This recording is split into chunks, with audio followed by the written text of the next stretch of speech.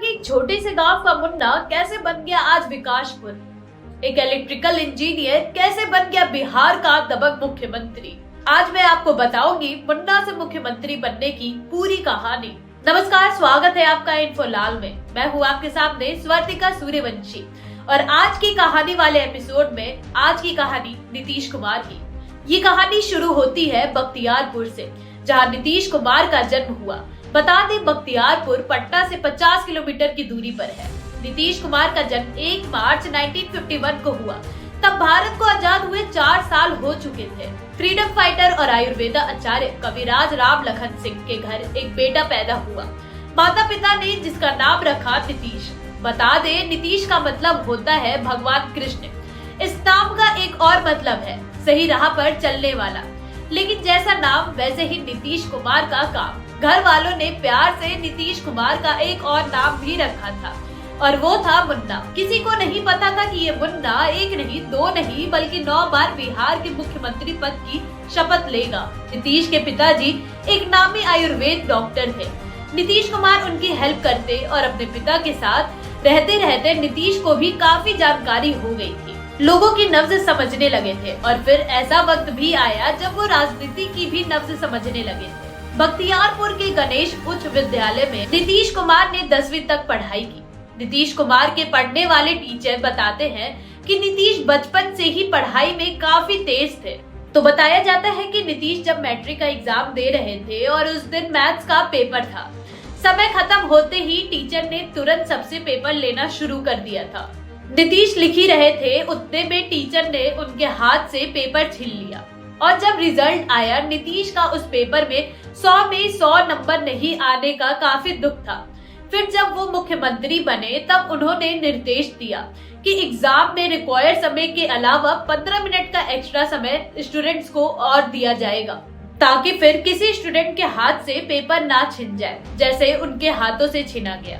नीतीश कुमार के बचपन के दोस्त सरोज कुमार बताते हैं कि एक बार नीतीश और सरोज स्कूल से घर लौटते वक्त एक मालगाड़ी के नीचे से होकर स्टेशन पार कर रहे थे कि तभी मालगाड़ी चल पड़ी। दोनों की जान बाल बाल बची। फिर जब नीतीश रेल मंत्री बने तो उन्होंने बख्तियारपुर के उसी जगह पर एक फुट ओवर ब्रिज बनवाया। तो बताया जाता है कि बचपन में नीतीश कुमार और 4-5 लड़कों का एक ग्रुप था जिनके साथ वो गिल्ली डंडा खेला करते थे।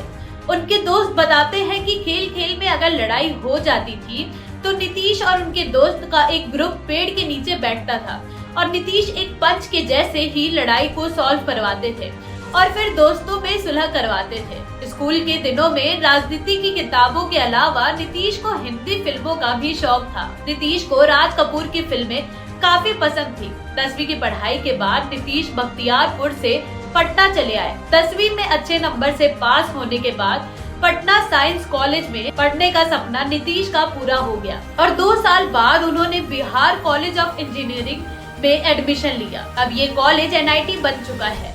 इंजीनियरिंग की पढ़ाई पूरी करते ही 22 फरवरी 1973 को नीतीश कुमार मंजू कुमारी सिन्हा के साथ शादी के बंधन में बंध गए। मंजू टीचर थी। बताया जाता है कि लड़की वालों के तरफ से अपने मन से दहेज में लड़की वाले नीतीश को 22,000 रुपए दे रहे थे, लेकिन नीतीश ने उसको लौटा दिया और धूमधाम की शादी के बजाय सिंपल से कोर्ट मैरिज नीतीश ने किया। इंजीनियरिंग कॉलेज पास करने के बाद नीतीश ने राजनीति की राह पकड़ी।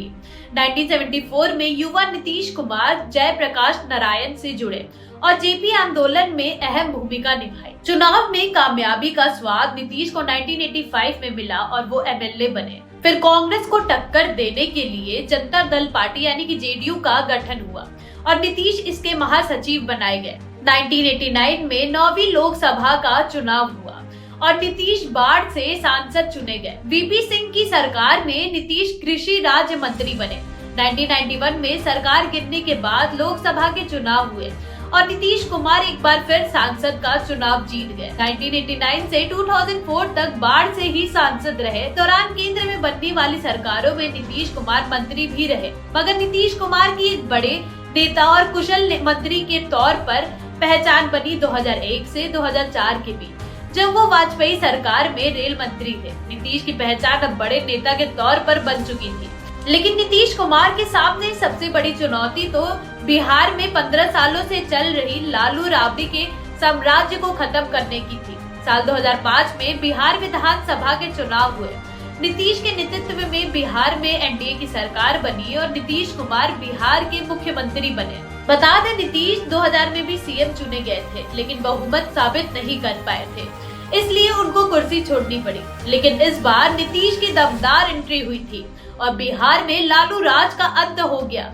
अब सबके मन में यही सवाल था, क्या बिहार की जनता नीतीश को दोबारा मौका देगी? लेकिन एक इंजीनियर की सोशल इंजीनियरिंग ने एक बार फिर कमाल दिखाया। साल 2010 में हुए विधानसभा के चुनाव में नीतीश दोबारा जीते और नीतीश बिहार को पिछड़ेपन से आजाद करवाना चाहते हैं और उनकी गिनती विकास पुर्व के तौर पर होने लगी।